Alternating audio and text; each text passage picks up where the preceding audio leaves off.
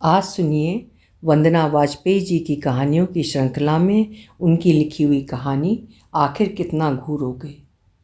तो शुरू करें कहानी आखिर कितना घूरोगे। काली कजरारी बड़ी बड़ी मृगनयनी आँखें किसको खूबसूरत नहीं लगती, लेकिन उससे भी ज़्यादा खूबसूरत होते हैं उन आँखों में बसे सपने, कुछ बनने के कुछ करने के। सपने लड़का लड़की देख कर नहीं आते, छोटा बड़ा शहर देख कर नहीं आते, फिर भी अक्सर छोटे शहर की लड़कियां उन सपनों को किसी बड़े संदूक में छुपा लेती हैं। उस संदूक का नाम होता है कल। कारण वही पुराना। हमारे देश में अभी छोटे शहरों और कस्बों में सोच कहाँ बदली है। घर की इज्जत है लड़की, जल्दी शादी कर उन्हें उस घर भेजना है जहाँ की अमानत बनाकर मायके में पाली जा रही हैं। इसीलिए लड़कियों के सपने उस कभी न खुलने वाले संदूक में उनके साथ साथ ससुराल और अर्थी तक की यात्रा करते हैं। पर कुछ जो बचपन में ही खोल देती हैं उस संदूक को और छिटक जाते हैं उनके सपने। इससे पहले कि वो बीन पाएँ, बड़ी ही निर्ममता से कुचल दिए जाते हैं उनके अपनों द्वारा, समाज द्वारा। विरली ही होती हैं जो सपनों की पताका थाम कर आगे बढ़ती हैं। यहाँ भी उनकी राह आसान नहीं होती। बार बार उनकी स्त्री देह उनकी राह में बाधक होती है। अपने सपनों को अपनी शर्त पर जीने के लिए उन्हें चट्टान बनकर टकराना होता है, हर मुश्किल से। ऐसी एक लड़की है वैशाली। उज्जैन और इंदौर जैसे बड़े शहरों के बीच बसा देवास विकास के मामले में थोड़ा पिछड़ ही गया। वैसे तो ऊंचे पर्वत पर स्थापित चामुंडा और तुलजा भवानी की टेकरी पर हर साल लाखों भक्त अपनी मन्नतों के धागे बांधने आते हैं। ऐसा कौन होगा जो उज्जैन महाकालेश्वर के दर्शन को आए और माता की टेकरी पर मत्था टेकना भूल जाए। किसी के जहन में उतर भी जाए तो ऑटो टेम्पो वाले याद दिला देते हैं, भैया बाबा के दर्शन करके ही न लौट जाना, माता की टेकरी पर भी जरूर जाना। कहा है कि बाबा से सिफारिश भी तो मैया ही लगाएंगी। हर शहर की एक धड़कन होती है, वो वहाँ के निवासियों की सामूहिक सोच से बनती है। दिल्ली मुंबई में सब पैसे के पीछे भागते मिलेंगे। वहाँ सब दौड़ रहे हैं, एक मिनट भी जाया करना जैसे अपराध है। छोटे शहरों में इत्मीनान दिखता है। हाँ भैया कैसे हो के साथ छोटे शहरों में हाल चाल पूछने में भी लोग 2 घंटे रुक जाते हैं। देवास की हवाओं में जीवन की सादगी और भोलेपन की धूप की खुशबू मिली हुई थी। जब बाजारवाद ने पूरे देश के छोटे बड़े शहरों में अपनी जड़ें जमा दी थीं, देवास में अभी भी वो शैशव अवस्था में था। कहने का तात्पर्य ये है कि शहर का असर हमारी वैशाली पर भी था। इन मासूम हवाओं ने ही तो उसे बेहिचक इधर उधर घूमती फिरती बेफिक्र वैशाली में बदल दिया था। उम्र हर साल एक सीढ़ी चढ़ जाती, पर बचपना था कि दामन छुड़ाने का नाम ही नहीं लेता। वैसे भी वो अपने माँ बाप की इकलौती बेटी होने के कारण बहुत लाड़ प्यार में पली थी। जो इच्छा करती झट से पूरी हो जाती। यूँ छोटी मोटी इच्छाओं के अलावा एक इच्छा जो वैशाली बचपन से अपने मन में पाल रही थी वो थी आत्मनिर्भर होने की। वो जानती थी कि इस मामले में माता पिता को मनाना जरा कठिन है, पर उसने मेहनत और उम्मीद नहीं छोड़ी।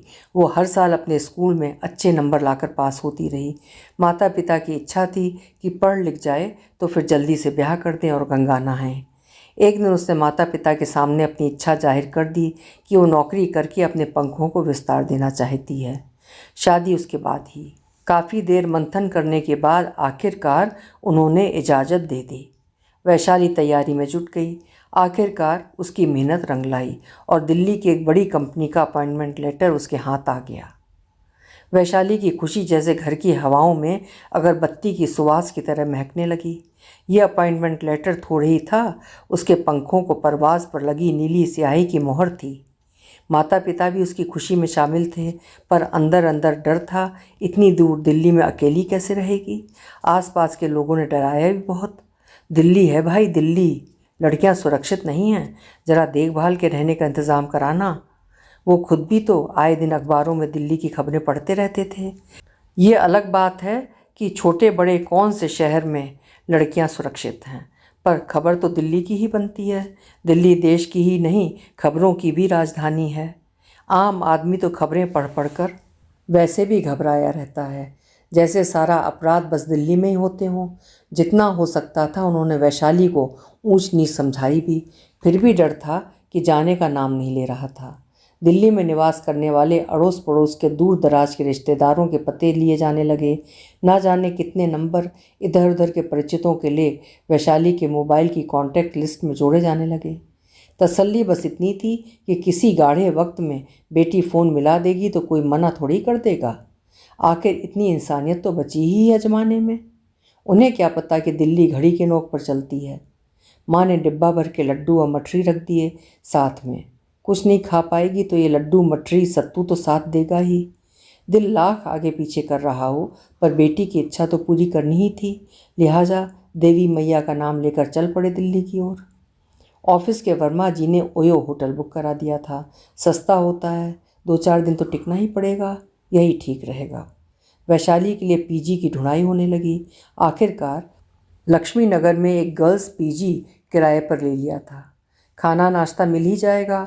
ऑफिस बस 2 मेट्रो स्टेशन दूर था। यहाँ सब लड़कियाँ ही थीं। पिता निश्चिंत हुए कि उनकी लड़की सुरक्षित है। वैशाली अपना रूम एक और लड़की से शेयर करती थी। उसका नाम था मंजूलिका। मंजूलिका वेस्ट बंगाल से थी। जहाँ वैशाली दबी सिकुड़ी सी थी, मंजूलिका तेज तर्रार हाई फाई। कई साल से दिल्ली में रह चुकी थी। चाहे आप इसे आबो हवा कहें या वक्त की ज़रूरत, दिल्ली की खास बात है कि वो लड़कियों को अपनी बात मजबूती से रखना सिखाई देती है। मंडे की ज्वाइनिंग थी। माता पिता भी चले गए थे। अब शनिवार इतवार पीजी में ही काटने थे। बड़ा अजीब लग रहा था इतनी तेज़ तर्रार लड़की के साथ दोस्ती करना, पर ज़रूरत ने दोनों में दोस्ती करा दी। शुरुआत मंजुला ने ही करी, पर जब उसने अपने लोक के किस्सों का पिटारा खोला तो खुलता ही चला गया। मंजूली का रस ले लेकर सुनती रही। उसके लिए ये अजीब दुनिया थी। अपना लोक याद आने लगा, जहाँ लोगों के पास इतना समय होता था कि कभी भी कहीं भी महफिलें जम जाती। लोग चाचा मामा फूफा होते, मैडम और सर नहीं। देर तक बातें करने के बाद दोनों रात की श्यामल चादर ओढ़कर सो गईं। ऑफिस का पहला दिन था। वैशाली ने अपनी जीन्स और लूज शर्ट पहन ली। गीले बालों पर कंघी करती हुए बाथरूम से बाहर निकली थी कि मंजूलिका ने सीटी बजाते हुए कहा, पटाखा लग रही हो, क्या फिगर है तुम्हारी। वो भी हंस दी। वैसे जीन्स टॉप तो कभी कभी देवास में भी पहना करती थी। कभी ऐसा कुछ अटपटा महसूस ही नहीं हुआ था। उसने ध्यान ही कहाँ दिया था अपनी फिगर पर। उसका ऊपर का हिस्सा कुछ ज़्यादा ही भारी है, ये उसे आज महसूस हुआ जब ऑफिस पहुंचने पर बॉस सन्मुख ने उसे अपने चैम्बर में बुलाया और उससे बात करते हुए पूरे 2 मिनट तक उसके ऊपरी भाग को घूरते रहे। वैशाली को अजीब सी लिजी सी फीलिंग हुई, जैसे सैकड़ों चींटियां उसके शरीर को काट रही हों। उसने ज़ोर से खांसा। बॉस को जैसे होश आया हो, उसे फाइल पकड़ा कर काम करने को कहा। फाइल लेकर वैशाली अपनी टेबल पर आ गई, संज्ञा शून्य सी। देवास में भी उसने लफंगे टाइप के लड़के देखे थे, पर शायद हर समय माँ या पिताजी साथ रहने या फिर सड़क पर घूमने वाले बड़ों का लिहाज था, इसीलिए किसी की इतनी हिम्मत नहीं हुई थी। उफ, कैसे टिकेगी वो यहाँ। उसे पिताजी याद आने लगे।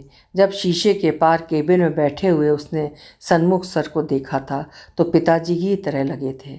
50 के आसपास की उम्र, हल्के सफ़ेद बाल, शालीन सा चेहरा। बड़ा सुकून हुआ था बॉस के रूप में उसे पिता का संरक्षण मिल गया है। क्यों एक पुरुष अपनी बेटी की उम्र की लड़कियों के लिए बस पुरुष ही होता है। अपने विचारों को झटक कर वैशाली ने अपना ध्यान काम पर लगाने का मन बनाया। आखिर वो यहाँ काम करने ही तो आई है, कुछ बनने आई है। सारी मेहनत, सारा संघर्ष इसीलिए तो था। वो हिम्मत से काम लेगी और अपना पूरा ध्यान अपने सपने को पूरा करने में लगाएगी। पर जितनी बार भी उसे बॉस के ऑफिस में जाना पड़ता, उसका संकल्प हिल जाता। अब तो बॉस और ढीठ होते जा रहे थे। उसके खांसने का भी उन पर कोई असर नहीं पड़ रहा था। पीजी में लौटने के बाद वैशाली खुद को बहुत समझाती रही कि उसे बस अपने सपनों पर ध्यान देना है, पर उस लिजलिजी एहसास का वो क्या करे जो उसे अपने देह पर महसूस होता। चींटियाँ सी चुभती, घिन आती। घंटों साबुन रगड़ कर नहाई, पर वो फीलिंग निकलने का नाम ही नहीं ले रही थी। काश कि सारे मैल साबुन से धोए जा सकते। आज उसे अपने शरीर से नफरत हो रही थी, पर क्यों? उसकी तो कोई गलती नहीं थी। अफसोस ये एक दिन का किस्सा नहीं था। आखिर रोज़ रोज़ उन काट खाने वाली नज़रों से खुद को कैसे बचाती। हफ्ते भर में वैशाली जीन्स टॉप छोड़कर सलवार कुर्ते में आ गई। 10 दिन बाद दुपट्टा भी पूरा खोल कर लेने लगी और 15वें दिन तक दुपट्टे में इधर उधर कई सेफ्टी पिन लगाने लगी, पर बॉस की एक्सरे नज़रें हर दुपट्टे, हर सेफ्टी पिन के पार पहुंची जाती। आखिर वो इससे ज़्यादा कर ही क्या सकती थी। वो समझ नहीं पा रही थी कि इस समस्या का सामना कैसे करे। एक एक दिन करके 1 महीना बीता। पहली पगार उसके हाथ में थी, पर वो खुश नहीं थी जिसकी उसने कल्पना की थी। मंजुलिका ने टोका, आज तो पगार मिली है, पहली पगार, आज तो पार्टी बनती है।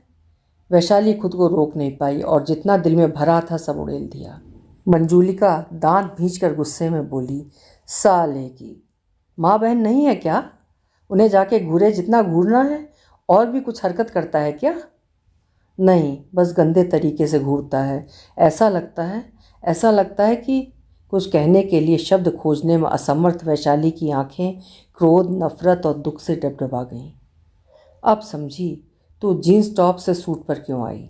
अरे तेरी गलती थोड़ी है ना। देख, तब भी उसका घूरना तो बंद नहीं हुआ।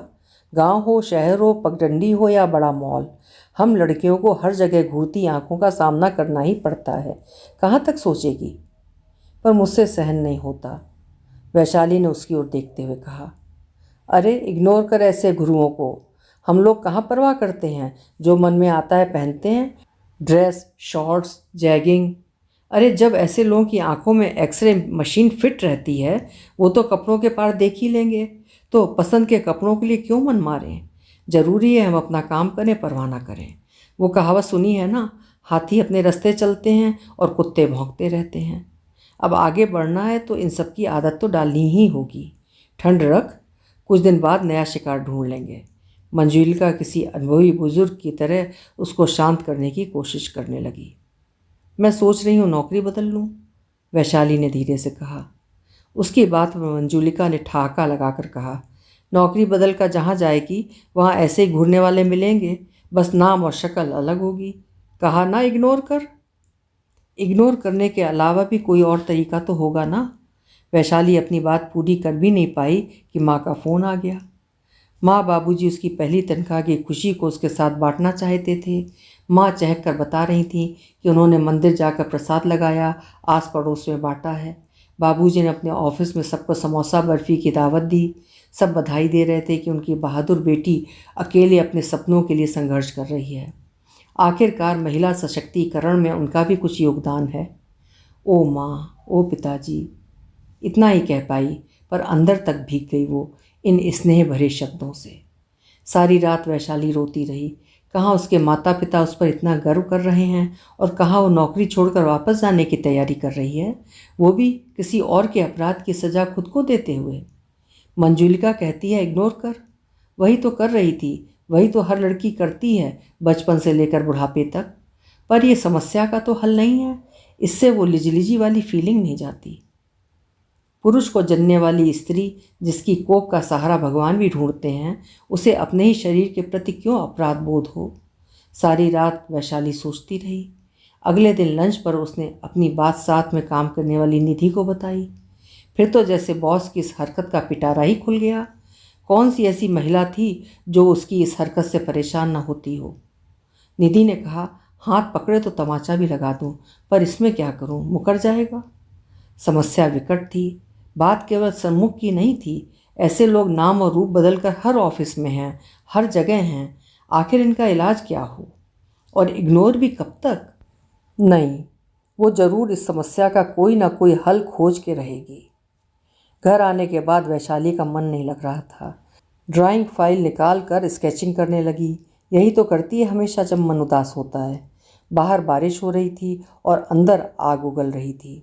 तभी मामा के बेटे का फ़ोन आ गया। गांव में रहने वाला 10 साल का ममेरा भाई जीवन उसका बहुत लाडला रहा है। अक्सर फ़ोन कर अपने किस्से सुनाता रहता है, दीदी ये बात, दीदी वो बात, और शुरू हो जाते हैं दोनों के ठहाके। आज भी उसके पास एक किस्सा था।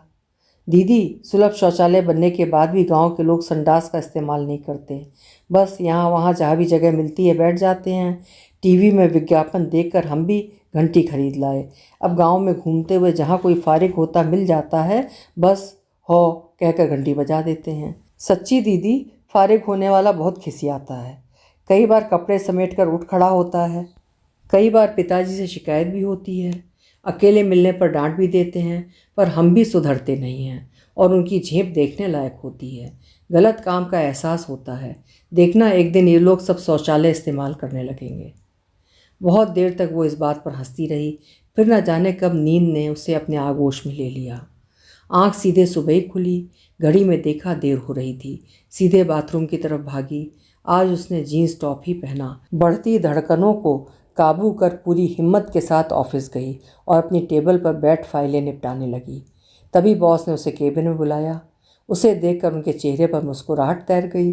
आंखें अपना काम करने लगीं। 1 मिनट सर, वैशाली ने ज़ोर से कहा। सन्मुख हड़बड़ा कर उसके चेहरे की ओर देखने लगे।